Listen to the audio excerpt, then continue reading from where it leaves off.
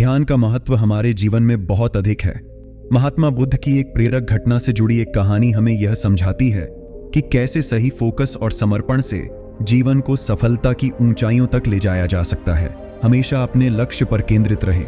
एक समय की बात है, महात्मा बुद्ध अपने शिष्यों के साथ उपदेश देने के लिए दूसरे नगर में जा रहे थे। काफी दूर चलने के बाद सभी शिष्य थक गए और उन्होंने फिर महात्मा जी से कहा, गुरुजी, यदि आपकी अनुमति हो तो कहीं रुककर कुछ देर आराम कर लें। वत्स, हम कोई उपयुक्त स्थान ढूंढेंगे और वहीं विश्राम करेंगे, महात्माओं ने कहा। कुछ देर चलने पर उन्हें खेत दिखाई दिया। खेत में एक छोटा लड़का और एक बूढ़ा आदमी जुताई कर रहे थे। हे सज्जन, क्या हम यहाँ कुछ देर आराम कर सकते हैं? महात्मा ने बूढ़े व्यक्ति से पूछा।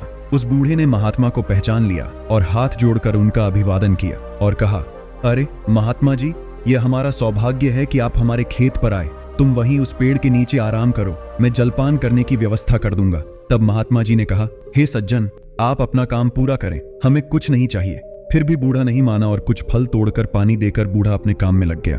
फिर सभी शिष्यों और महात्मा जी ने फल और पानी लिया और सभी वहीं आराम करने लगे। फिर बूढ़ा आदमी अपना काम करता रहा। फिर बूढ़े का पोता काम करते करते थक गया और मन ही मन सोचने लगा कि अब भी तो आधा खेत ही जोता है, आधा खेत अभी बाकी है। अब मैं थोड़ा आराम करूंगा और फिर आधा खेत जोतूंगा। ऐसा सोचकर वह एक पेड़ के नीचे जाकर आराम करने लगा। पेड़ की ठंडी हवा से बूढ़े आदमी के पोते की आंखों पर असर पड़ा, लेकिन बूढ़ा आदमी काम करता रहा।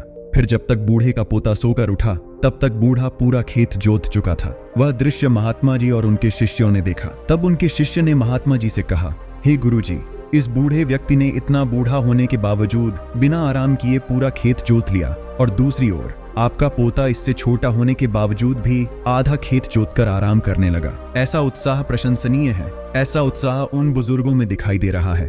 और उसका पोता थकान से विश्राम करने चला गया।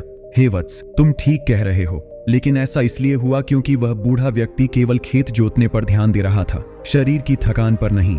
महात्मा ने कहा, लड़के का ध्यान खेत जोतने पर नहीं था, बल्कि अपनी थकान पर था। यह हमें सिखाता है कि अपना ध्यान हमेशा लक्ष्य पर रखें, कहीं और नहीं। इतना कहकर महात्मा जी और उनके शिष्यों ने बूढ़े को नमस्कार किया और अपने रास्ते चले गए। इस कहानी के माध्यम से हमने सफल जीवन के लिए ध्यान और समर्पण के महत्व को देखा। यह हमें याद दिलाता है कि अपने लक्ष्यों को प्राप्त करने के लिए हमें समय समय पर आराम करने की आवश्यकता है, लेकिन इसका मतलब यह नहीं है कि हमें अपने काम में आलसी होने की अनुमति है। सही फोकस और समर्पण के साथ हम सभी चुनौतियों का सामना कर सकते हैं और अपने लक्ष्यों को प्राप्त करने में सफल हो सकते हैं। दोस्तों, आज की यह कहानी आपको कैसी लगी और आप इस कहानी से और क्या सीख सकते हैं? कृपया यह भी हमें कमेंट करके बताएं। और साथ ही अगर आपको ये कहानी पसंद आई और अगर यह आपके लिए कारगर साबित हुआ है तो इसे अपने दोस्तों के साथ शेयर करें। धन्यवाद।